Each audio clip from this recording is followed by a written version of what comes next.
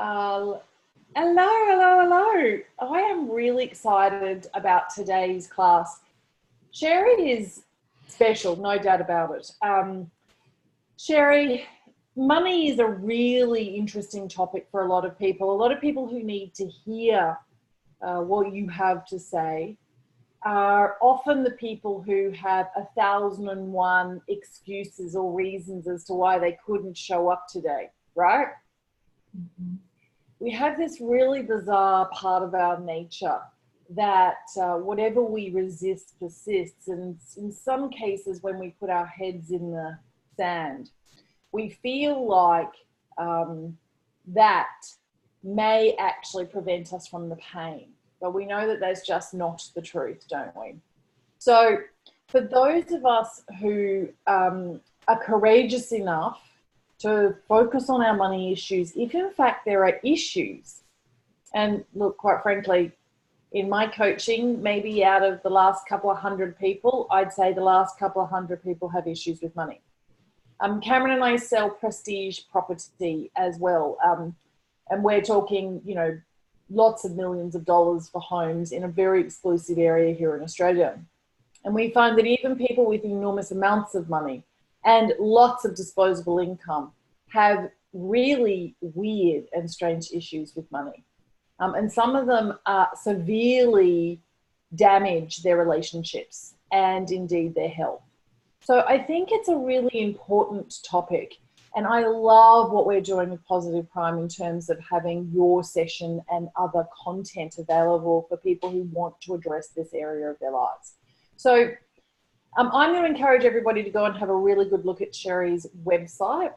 Sherry, come on out and explain a little bit about how you are actually like legitimately an accountant, how you actually are legitimately liquid, how you are actually legitimately comfortable in your own net worth and wealth, and how you actually help people to really become comfortable and courageous and then confident in this area. Over to you. Thank you. Thank you for that introduction, Kim. Well, for those of you that don't know me, my name is Sherry Parks. I am a CPA here in the United States. That's Certified Public Accountant. So that means that I've passed the exam to practice accounting in the United States and be held in the regard that accountants are held. So that's my accounting history. I worked in the insurance industry for about 20 years.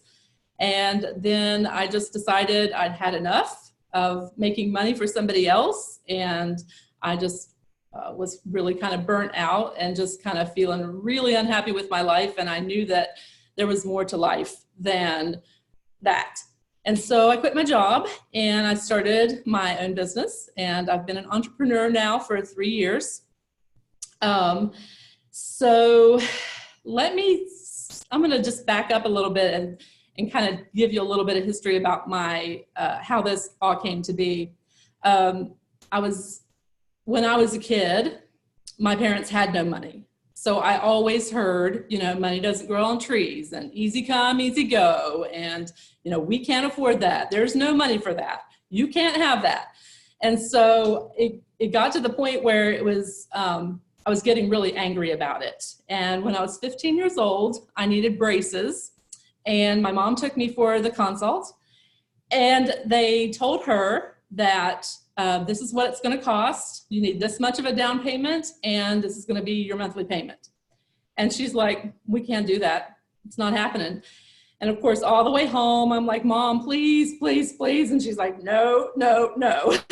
And so I got just, like I said, I just got really angry. And I was like, life is not supposed to be like this.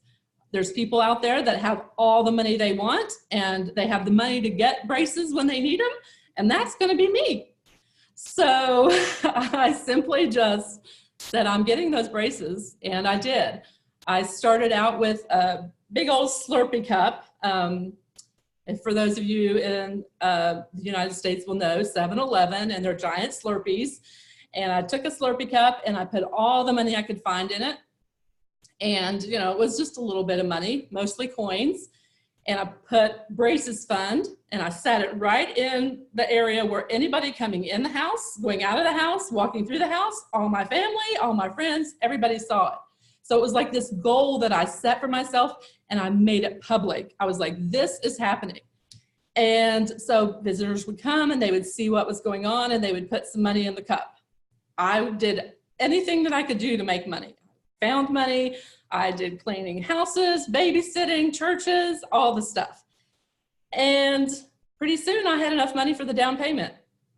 And I got my braces, and I made all the monthly payments myself. So that's kind of where my story started. I decided, and that's the main thing that I want people to understand, is that you have to decide that things can be different and that you can make them different. You are the one that has the control here. And so that's kind of where my story started. And I didn't come to money mindset coaching until about 1.5 years ago. I was doing nutrition coaching, and I read The Big Leap by Gay Hendricks. And as I was reading the book, this was my second time through, I was like, wait a minute, I'm not in my zone of excellence. I'm not in my zone of genius even, or excellence. I'm just kind of doing something that I know really well and I'm passionate about, but it's not where I need to be. And so I started doing some exploration, and I realized that money is where my passion is, because I believe that everyone should be comfortable with money and that believe that they can have all that they want. The struggle that, you hear, the rich keep getting richer and the poor keep getting more poor. Well, to me, that just makes me mad. It doesn't have to be that way. So yeah, that's kind of my story. And so I help primarily women. I advertise myself as working only with women because I'm more comfortable speaking with women. I feel like it's easier to get that close connection that you need when you're talking about money, because money is just something that's so personal and it can be so painful. And so that's why I choose to work with women. But I want them to learn to feel confident in their own ability to create all the money that they want in their lives. And when I say create all the money that they want, I think it's a key point that people need to realize is that not everybody wants to be a millionaire. I'm not a millionaire. I don't have any desire to be a millionaire. All I want is to be able to live my life in the way that makes me happy and, buy what I need when I need it and go on trips when I want to. And that is how I live my life. And so that's how I've lived my entire life, basically, since I was 15. So that's what I help women with in particular, is getting that confidence in themselves that they can have all the money that they want. So I wasn't really sure where to go with this kind of little class today, because, it's hard to know what resonates for people when you don't really know their particular situations. So I thought I would just share some things that anybody can use. It may or may not fit for you, but it's something that you might find helpful. And the first thing is about debt. A lot of us have debt that we feel shame and we feel regret and we feel just weighed down by the debt that we have. And sometimes that can be just as simple as having a car loan, a home mortgage, maybe a personal loan. But then you add on top of that credit card debt, and then there's the stigma that comes that says, you're a bad person because you have debt. And that's not true. Everybody is going to have debt at some point in their life in the society that we live in. You can't go buy a car for cash in most cases. You can't go buy a house for cash in most cases. So having some debt is not a bad thing. And I don't want anyone to think that I'm saying that debt is bad, but I do think that debt can weigh you down. And it's really important to stay on top of it and not allow yourself to get overwhelmed with it. So one of the things that I recommend for my clients is if you have debt that you're feeling, negative about, you feel shame, regret, it's just weighing you down, it feels difficult, then start with the smallest one. So say you have maybe a couple credit cards and you have a car and you have your mortgage. So you have 4 things. Probably your credit cards are lower, then you've got your car loan, and then you've got your mortgage. So you're going to start with that smallest one, whatever your smallest credit card balance is. And you're just going to pay the minimums on the other 3 items. And you're going to put everything that you have extra each month onto that smallest debt. And then once it's paid off, you take that payment, whatever it is, and you add it to the minimum payment on the next biggest debt. And you pay that off. And you just keep going from there until you have everything paid off.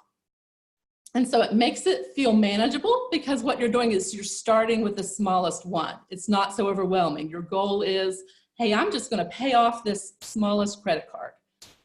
And then, of course, the key is not to get the debt back once you've paid it off. But it works out really well for people that I've talked to and worked with, because it feels doable. It feels like a doable step that's not so overwhelming. And then the other thing I was going to say, if you don't have, like, say, a lot of debt, maybe you only have a mortgage, my recommendation is to throw something extra on it every month. Maybe this month it's $10 extra, maybe next month it's $100 extra. But by paying that extra little bit on your mortgage every month, you're paying your home off faster. That extra bit is going toward the principal. So you're paying less interest in the long run. So that's what I have always done with my home mortgages. And I recommend that for anyone who has that, because again, any debt could be potentially bad for you if something, drastic were to happen in your life, and to have your home paid off is a really good feeling. So that's the first tip I had for you today. And if you have any questions, feel free to pop yourself out and ask as we're going. But the second one is about savings. Another thing that I always recommend is that you save. You have a savings practice. And that may be your 401k with your employer or your retirement vehicle. But it's also a step beyond that, because I feel like if you have some savings somewhere that you can use for those emergencies, that you can tap into when you just need a boost in your life, you just need to get a haircut or whatever, and it just feels like luxury, then you can actually tap into that savings. And so I always recommend, again, that you start small. And, if you feel like I just don't have enough money to save, all I've got is my bills, I can cover my bills.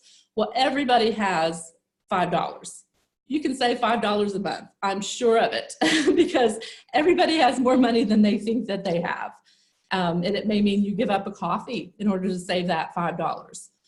It may mean that, you don't eat lunch out at work. Maybe you just bring your lunch for one day a week. So you just start with that $5. And when that $5 gets really easy, then you add to it and you say, I'm going to start saving $10, or maybe it's $20, or maybe it's $50 a month.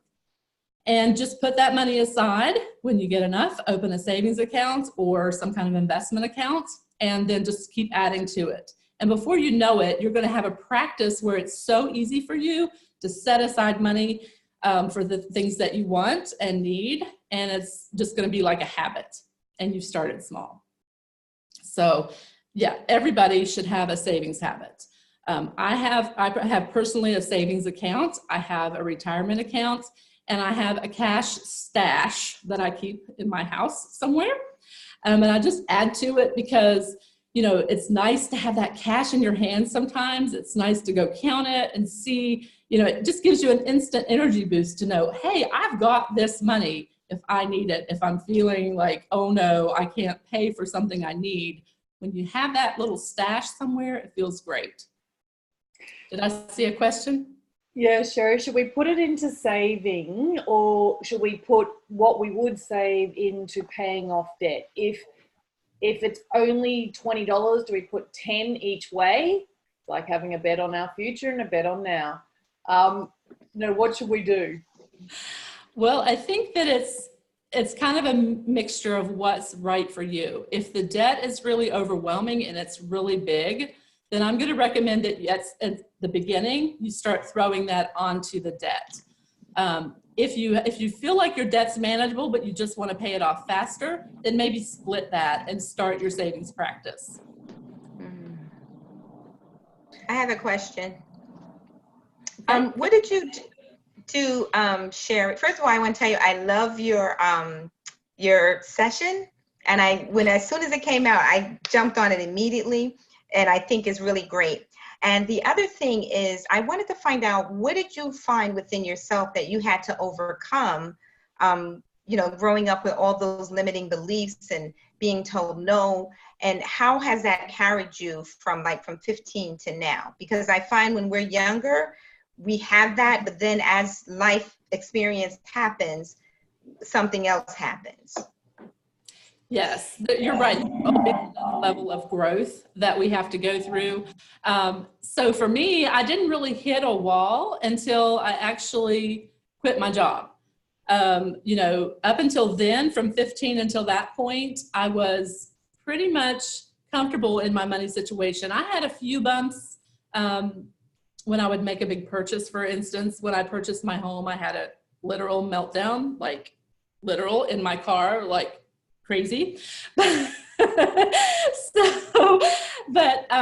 think that the next thing that I had to overcome was giving myself permission to spend money on a life that I wanted, because you grow up in that kind of atmosphere where money is supposed to be saved and it's supposed to be held onto for a rainy day.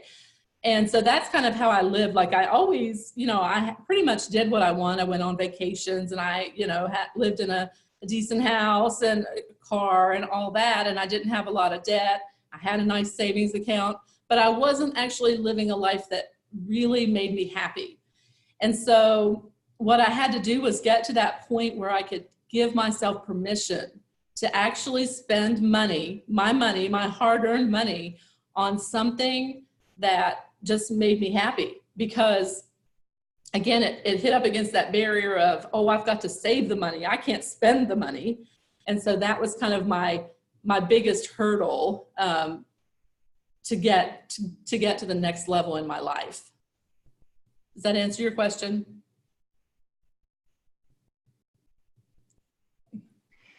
Sherry, one of the things that I know that I have a particular client who has a pattern with money.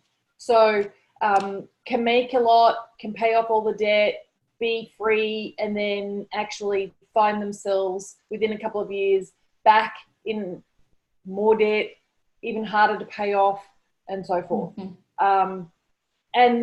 And interestingly enough, when we really tried to uncover what were the formative beliefs, it was interesting because their father had kind of ingrained that you need to spend money in order to make money, because he was entrepreneurial and he actually spent money investing in all sorts of pursuits that actually were businesses or investment properties and so forth. And so there was this very weird pattern of spending a lot of money, thinking that actually contributed to making a lot of money. But in fact, it just strangled life out of this particular client.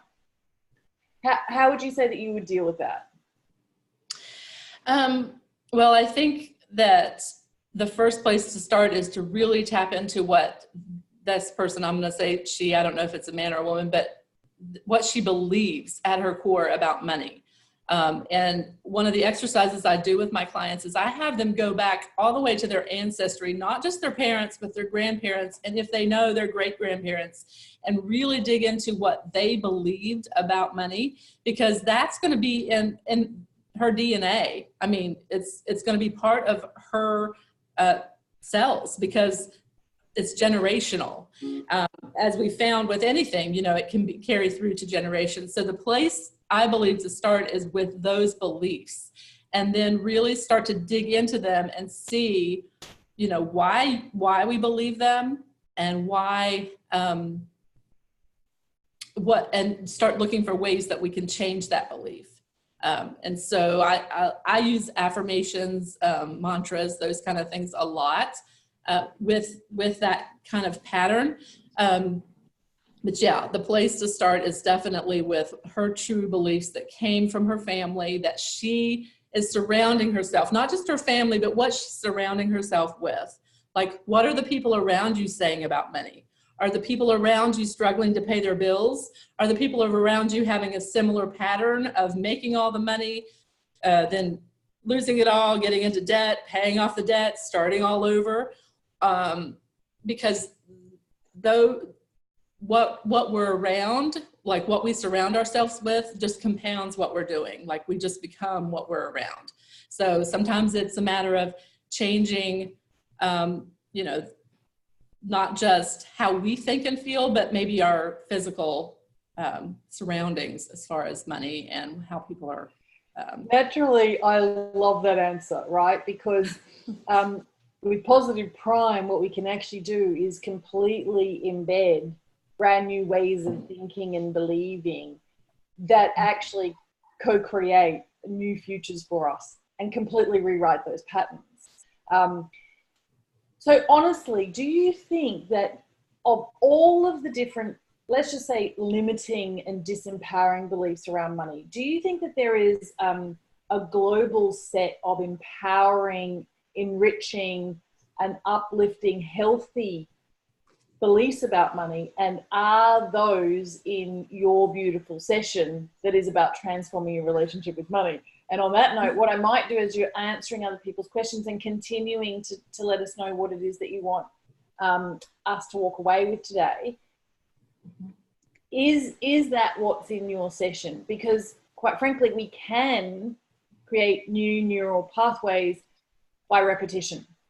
And just as if your session was actually about fitness, and what we say about positive priming is that if you put photographs of yourself into a session that's about being really fit and you don't yet identify yourself as a really fit person, your actual belief and paradigm and identity will start to completely reshape, so that because you're seeing photographs of yourself interspersed within the fitness content, you actually start to believe that you are fit. And then because of self-fulfilling prophecies and because of cognitive dissonance, we actually bring ourselves into resonance or into alignment with that new future, and we literally live into it as we actually progress each day. Is that what you believe actually does happen with your session? I do. I believe the statements that I put in my session are really about changing your belief around money. You're worthy of money. Money is available to you. Money is all around you. Money is flowing to you. And so my core belief is that money is everywhere, that money is available to everyone. And really the thing that it starts with is a decision that you're going to change that. And then recognizing that you have choices that you get to make. You are in control of how you think about money, how you feel about money, how you are with money. And one of the things that I always say that kind of, people kind of laugh at and snicker at a little bit is that money likes ease. It likes it when it's easy. And so when you're feeling ease around money, when you're feeling like open and ready to accept it no matter where it comes from, then money is going to be attracted to you. And so that's one of the important things that I teach my clients is that the thing that you need to do is get into that place of ease and openness, just like that last picture. Be open for money to come to you from wherever it is. So, and I'll give you an example from my own life. When about 2 years into my entrepreneurial journey, I had a part-time job. I was just making a little over minimum wage because I didn't want to go back to accounting. I didn't want to allow, I had a fear around the fact that I might get sucked in to the whole corporate culture again. And I might get, just into that space where I was constantly thinking about someone else's accounting and money problems. And so I resisted getting a job that, you know, paid enough to pay my bills. So basically I was still living off savings with a small supplement from this part-time job. And about the same time I was rereading The Big Leap, and coming to this epiphany that I needed to be in my zone of genius and be working with money and helping women with money. I had a gentleman call me and say, you know what, I really want you to come work for me. And this was the third time that he'd called me since I'd quit my job. We'd worked together on projects, just through the professional community. He knew me. His wife had worked under me. She was one of my employees. And so we had this long-standing relationship, and he knew that he needed somebody in his organization like me. And every time he called me, I was like, Richie, I just don't want to go back to accounting. I really just don't want to.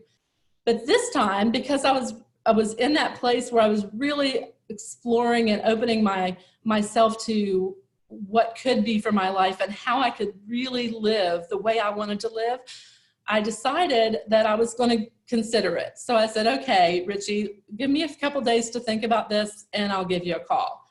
And so I sat down and I wrote a list and I said, if I took this job, what would I want it to look like?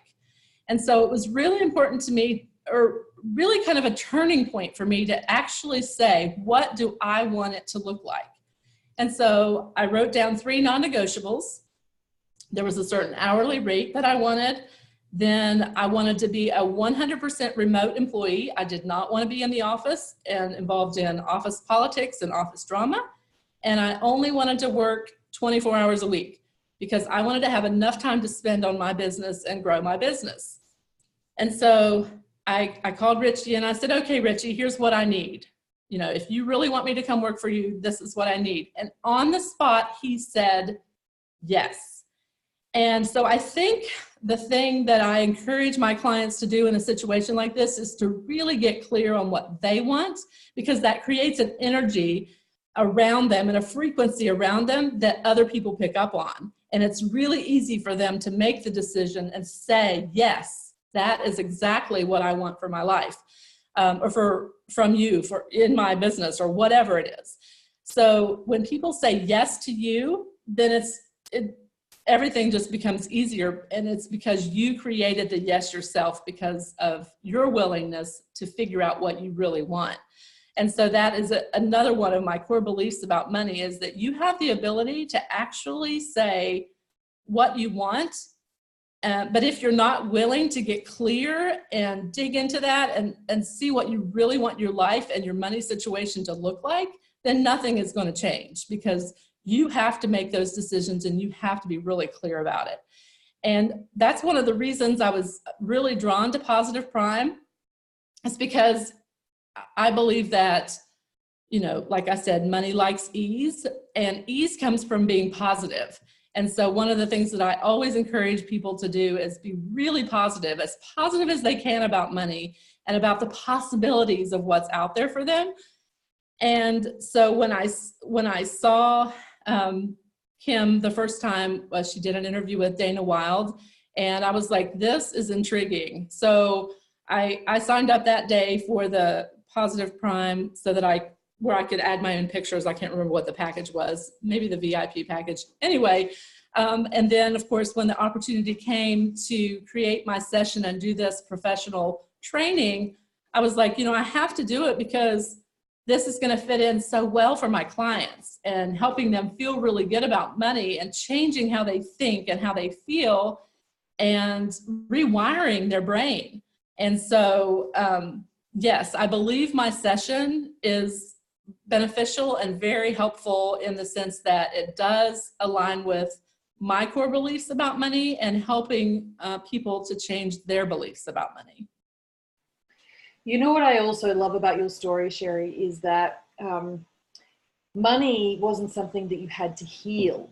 And so there is actually a resonance in your messaging, and there's actually an energy that flows from you through this particular session. So if you want to identify, if you want to connect to somebody who actually doesn't have a lot of debt, who has never had a lot of debt, somebody who is actually in control and comfortable and confident, somebody who is feeling very powerful, is feeling like they truly are the master of their destiny with respect to money. The interesting thing about Positive Prime sessions is the essence of who you are, Sherry, is actually what's shared through your session as well. And so there is an authenticity there. There is a sincerity. There is a very genuine, wholesome peacefulness when I watch your session. And it's because I know you're not espousing what you think is best practice. You are best practice. And you've, or maybe if you haven't yet, if you're a part of this audience, I often say to our Positive Prime professionals who are practitioners, they're therapists and social workers and coaches and mentors and best-selling authors and psychologists and, you know, corporate trainers and so forth.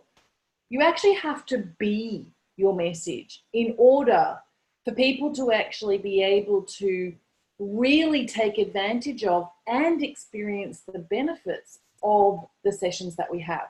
It's a bit like why I love Jack Canfield's The Success Principles. He has made billions of dollars in sales in his products and services, and no matter who you are on the planet and what you manufacture and all these little widgets, if you have not achieved that level of success and sustained it in a very enduring way, and you're not also a really truly humble man like he is, then I don't necessarily want to learn about success from anybody other than that kind of human being.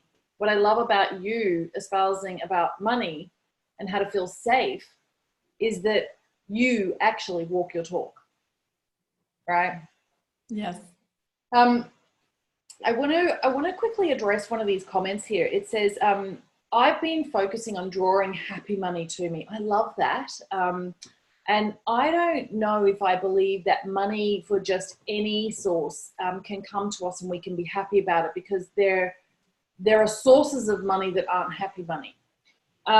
That sounds to me like a very deep pattern where somebody was given money, but there was always an attachment that was, you know, quite either evil or mean or nasty or unkind around that. You know, I'm sure everybody resonates with somebody will give you something, but not without there being ties that maybe you don't really want to participate in. How do we get ourselves into a vibration where we feel like the money that's coming to us, we're very worthy and deserving of, and there is this honest nature to it? Yeah, I love that question. And I think that the place to start is to really remember that money is just a form of exchange. So if we're giving it energy, like if we feel like it came from an evil place, or it came from a negative source, or it's carrying what was before to you, I think that you have the ability to stop and say, wait a minute, this is a form of exchange. It's nothing more, nothing less. And so therefore, I have the energy that I want around money. And now that it's mine, I'm giving it this energy. So for example, if maybe you're really just not happy with your job. And so when you get your paycheck, that money is coming to you as an exchange, but it's coming because from a place where you didn't enjoy making it. And to shift that, you really have to stop and say, wait a minute, okay, it's still my money, and I don't want to feel that way about my money. I want my money to feel happy and to belong to me in a happy place. And so you just have to start by changing how you think about it coming into your life, acknowledging that maybe it came from a place that wasn't happy, but because now it's in your possession, you're going to make it happy money. You're going to give it a feel good. I love that. That is the most awesome reframe I think I have ever heard. Who agrees with that? That is brilliant, Sherry. Absolutely brilliant. Thank you. Yes. So I think that was a great question, and I'm glad that she posted that comment, because it is easy to start to feel that negative energy around money. But again, it's all about choices. We get to choose how we think about money, how we feel about money, how we receive money. And just to kind of backtrack a little bit, when I talk about money coming from any source, I think that we have to be open to the possibility that maybe our money needs to come to us from a place that we don't want. For instance, in my case, I didn't want to go back to accounting work, but in order to make enough money to live the life that I wanted while I'm growing my business, I had to make the choice to allow that back into my life. And honestly, once I made the choice, it was easy. And I have to say, I've been working this part-time job now for a year, and it has been absolutely the best job that I have ever had in my life.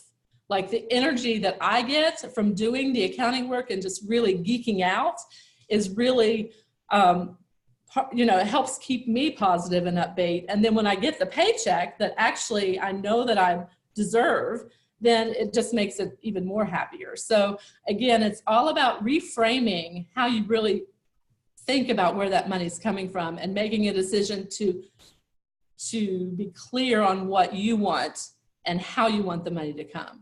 And then being open to it may be possibly coming from another source that you don't like.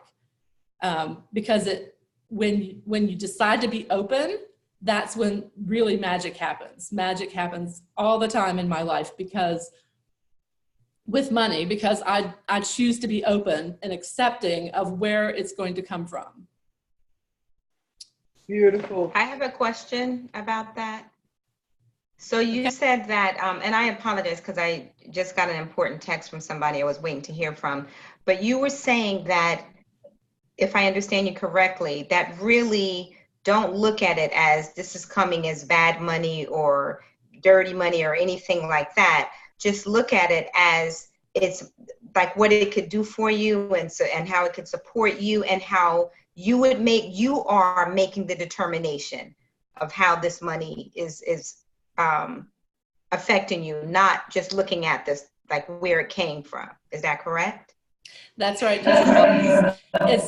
You are actually changing the energy of the money when you receive it, because you are creating a happy place for money, and you want your money to be happy, and you want to feel happy about it. So you're making the determination that even though it came to you from some kind of negative feeling place, its energy is going to change because you changed it. You allowed it to have different energy and to feel happier and to be happier. Yay. I'm so glad you're just giving it the... Danny Lee, do you have a question? That is huge. That, like right there, like I'm getting emotional. That is huge. That'll can change everything. And I'll just share this. I don't believe in coincidences. So yesterday a friend was over and we pulled a card, and these new angel cards I got. And the card he pulled was money healing. So this talks exactly to what you're just saying. It says, my child, receiving this card is a message. Financial abundance is ready to come to you now. Love is infinite. Allow yourself to receive money as love. A divine gift for you. Your experience, free will, ego, lessons, and beliefs, if negative, can block your infinite connection to money flow. Experience money as love. And we had a huge conversation about that, because he was like, whoa, like I separate those two completely. And so we had a big conversation about it, and here you are today talking about the same thing, and how we can change the energy of money once we receive it. And that, like when you say it now, it's like, well, duh. But until you said it, it's like, oh my God, I don't have to attach anyone's or anything energy to anything unless I choose. I'm mind blown. Thank you. Yes, thank you for sharing, Danny. I love that you shared that story, because it's really, I love those kind of stories of synchronicities like that. Like we start down the path by something that happens, and then another layer is added, and it reinforces it, and it allows it to build and grow and resonate and just sink into us, into our core. So thank you for sharing. I love that. Yes. Let's see, I don't know how much time we have left, but I did have a couple of, like, mindset is what I teach most. So I think the things that you can start with, that you can take away today, that you can start with, is to really start digging into that story that you're telling yourself. What are you saying about money? What are you thinking about money? What have you heard about money in your childhood, in your teens, in your 20s, 30s, 40s, wherever you are in life? What have you heard about money? And then what are you hearing from the people around you now? What are you hearing on the TV? What are you hearing in the news? What are you reading? What does it say about money? And just get really aware of all the messages that are coming your way about money. And then you can start, awareness is huge. Like, sometimes as soon as you're aware, you can have a big shift. But if you're not seeing a big shift, sometimes it takes a little more work, and you can just really start to notice when you're saying those things or hearing those things, and allow yourself a moment to say, wait a minute, it doesn't have to be that way. It's not that way. That is a lie. And so that's the first thing that I would recommend that you start with if you really want to change how you think and feel about money, and really start to get your confidence going, and start to see money all around you. And so then the second thing that I wanted to say as far as mindset, I learned this from Dana Wilde. She does an exercise where she goes, it seems like I'm seeing, and she has you pick from a list. But I like to say, it seems like I'm seeing money everywhere. And just start to really notice when you see money. And honestly, if you see money on the street, pick it up. Don't be one of those that says, oh, wait a minute, that's somebody else's $20 bill. That $20 bill came to you because your energetic draw from the universe brought that $20 bill to you. So I'm a proponent of, if you find money, that means it now belongs to you. So just start saying, it seems like I'm seeing money everywhere. It seems like I'm seeing money everywhere. And your brain is going to start to look for money. You're going to see money in your bank account. You're going to see money on the street. You're going to see money in a check that comes in the mail unexpectedly. So start to look for money in that way. And then the final thing that I would say that you can start to do right now that really can be have a huge impact on how you feel about money. And this is to track your money. And what I mean is, have a separate document, a spreadsheet, a notebook, whatever you want, but start to look at your money every single day. Look at your bank account, look at what you found on the street, whatever it may be, and start to write down every single day the amount of money that you received that day. And you're not looking at what's going out, you're only looking at what's going in. And that helps you see and get really grateful for what you have and what's coming into you and how it's coming into you. And I recommend that you just keep doing that every month. Keep your spreadsheet, keep your notebook. November 1st, a paycheck, and the amounts. November 2nd, I found a penny on the street, 1 penny, woohoo. November 3rd, just keep going every single day. Some days the amount is zero, but some days it's not. And definitely start, you could even set a goal. This month I'd like to have, X number of dollars, and see if you can get to that amount by the end of the month. From your side business, if you're an entrepreneur, from your job, from finding money, from unexpected checks that come in the mail, from any source that it's coming to you, just start documenting it and allowing it to really resonate with you and feel grateful for it, and just be thank you. Like Kim says, thank you, thank you, thank you. And I think that has been huge for a lot of my clients in changing how they think about money, because they're seeing the amounts of money that are coming to them and being really grateful for it. So those are the three tips that you can start doing right now, on top of the debt and the savings that we've already talked about. I love those suggestions. Thank you, Sherry. One of the things that I have started to do, I don't know, for those of you who are involved in any kind of entrepreneurial pursuit, let's just say you have a real estate business and you have realtors who work for you. You can actually visualize, you can even set the 68 seconds, as Abraham Hicks would say, on your phone. So you've got a countdown. Most people have no idea how long 68 seconds is.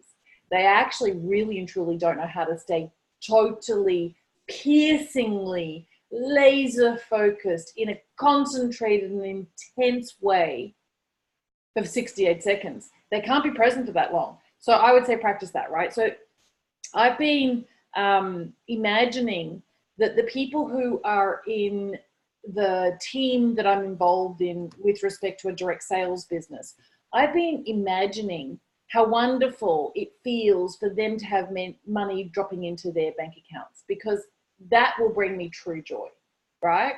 And I've been doing that for 68 seconds. And interestingly enough, there are little subtle shifts with a few people, not all people. Sherry, what do you think about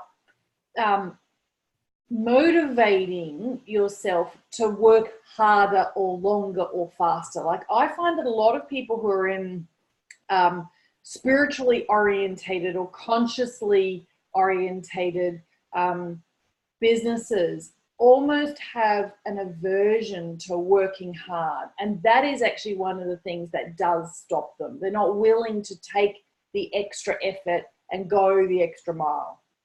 What do you think about all of that? I think it's a difficult question to answer because, you hear work smarter, not harder. You hear, hard work pays off. You hear a lot of conflicting stories about it. So it can be really kind of another one of those personal things that people have that they have to kind of work through on their own. But I think that, like for me, when I was 15, when I made that decision that I was going to get those braces no matter what, I became so focused and so diligent in my pursuit of that I was working hard, but it wasn't something that didn't feel good to me because I had this goal and I was working toward it. And that's kind of, I think that when we look at working hard and, really going those extra mile to meet our goals and to get what we want, the important thing to remember is, I think the key, maybe this is the way I should say it, the key is to really think about, is that what you really want? Because if it is, then it's going to be easy to work hard. It's going to be easy to go that extra mile and take those extra steps. And then, decide that you're just going to do it no matter what, if that is what you really want. So just being, again, really clear on what you want for your life is going to help with those decisions of, should I work harder, or what if I don't want to work hard? Because you don't have to. I mean, like if it just feels like it's too hard and I don't want to do it, well, then that's your decision and that's okay. And I think the thing to also remember, I've learned this from Dana, if you're doing the work from a happy place, then it's going to be successful. So either, do what you love or get into that place where you can feel really good about it, and really happy and positive, and then do it. Then do the hard work that you don't want to do. I love that answer. That is so perfect. Really, truly beautiful. That is really, truly beautiful and profound. If people actually really drop down into that message, you'll actually realize it's so much more important than we might think on a surface level, right? So I agree. A lot of people think that I work really hard, but actually it feels joyful, right? It really feels joyful, and it's not hard to me. I actually love it, right? It's not like I feel like I'm a workaholic. I actually feel like I'm really and truly following my bliss. And if that isn't what you actually perceive your situation to be, then either you need to do some work around reframing it so that you actually can move yourself into that kind of feeling, or you actually need to choose some different activities or approaches. And just before we go, Sherry, how many people do you come across who have, big audacious goals, as say Gay Hendricks would talk about, and yet they're unrealistic? So what do you think about having goals that are actually achievable in a sensible way, so that we don't end up feeling much worse about ourselves because we actually aren't really ever going to get there, and then we lose hope? You know what I mean? Like, some people enter a multi-level marketing business opportunity and they go, I'm going to make $1 million, even though they've never made $100,000 in their lives, right? So how do you help people to really understand what should, and I can't stand that word should, what their goals may end up really looking like, that help to actually bring about that manifestation? Yes, that is a great question too, Kim. I think that, again, it comes back to those small steps. So start with small steps. You may have a big goal, but you're going to need to break it down into small steps, because you may believe that, okay, so I have, $50,000 in debt and I'm going to pay this debt off this year. Well, unless you have $50,000 extra dollars that falls out of the sky, you're probably not going to pay the debt off this year. So kind of set yourself a small goal. I'm going to pay $50 extra on it every single month. And then, like I said, when that becomes easy, then you can build on it. And so it's the same thing with other like audacious goals. I'm going to earn $50,000 in my business this month. Well, yeah, if you're not earning close to $50,000 already last month, then you're not going to earn it this month. So, it's set goals that are manageable and that make you feel good, because you can achieve them and you can add to them and you can grow them as you go. Yeah, and I think I will say one other thing. Like, I've recently come across some people in kind of my online world who believe that they have to find this untapped source of money, like the thing that nobody else has quite found or quite done, in order to actually make the money that they want. And I just want to encourage you to start thinking about money differently, in the sense that it's already there. All you have to do is be open to receiving it. You don't have to find something else, something bigger, something better. You don't have to invest in some other business. You have to start where you are and recognize that money is available to you and it's coming to you. I love that. Thank you. Anybody else got a comment for Sherry before we go? That was really wonderful. May I encourage you to add Sherry's session to your daily repertoire, right? I think that for those people who are totally focusing on manifesting their soulmate, don't necessarily think that transforming their relationship with money fits. You'd be surprised how closely those two things fit, right? You'd be surprised. It's like people who are really pursuing success financially, they might not be so inclined to watch a session that's about nurturing themselves from a nutritional point of view. You'd be surprised how closely it fits for you to be fit and fabulous whilst you're pursuing financial freedom, because one cannot create the other. And we know that very famous quote, don't we? His Holiness the Dalai Lama is often attributed to saying it, that a lot of us spend our health in order to make our fortune, and then have to spend a fortune to actually recover our health long after it's way too late. So I would say make sure that you watch a well-rounded variety of sessions every single day. You are worth it. And you will notice that when we just watched Sherry's session, because I knew that we were doing this today, it wasn't personalized with all my own photographs. All right. So whatever you do now, go in and upload all of the photographs that you have of yourself into that particular session. And when you see yourself in that session, I want you to see the gorgeous, wonderful, beautiful human being that you are, trying to be even more kind and compassionate, create even more value in the world, and see yourself as that soul. All right. and know that you can absolutely transform your relationship with money in a very positive way. It can happen really quickly. And I actually think it might be a lifelong journey that continues to evolve and expand, that continues to evolve and expand, that continues to evolve and expand. So you're never going to see me watching that session, even though I might reach this month's financial goals. I'll surpass those, or I'll become even more comfortable with that, or I'll have a different set of mini goals within that larger goal.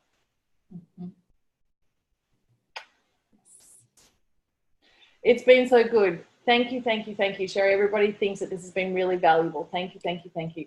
And for those of you who are watching this, please encourage some of your family and your friends and your colleagues to actually join Positive Prime, and make sure that they understand that they can subscribe so that they can upload photographs of themselves as well. And if we are talking about financial goals, in order for me to stay connected to infinite possibility and potential, I actually have some of the most ridiculously outlandish images, because I know my brain thinks in pictures, right? So some of my goals, I don't know how they're going to happen. I might not need to actually physically own the 100-foot yacht, but I wouldn't mind being invited onto somebody else's 100-foot yacht just so that I could be in the experience of that luxury or opulence, right? So don't limit your goals by what you think you can personally acquire. Just allow life to unfold for you and give you what you want in all sorts of surprising ways. That's about your own vibration with respect to your own comfort with money. I love that, Kim. That's great. All righty. See you guys. Look forward to the next one. Ciao. Big hugs. And here's to a much brighter financial future for us all, and a much more enjoyable journey every day from here on there. Ciao.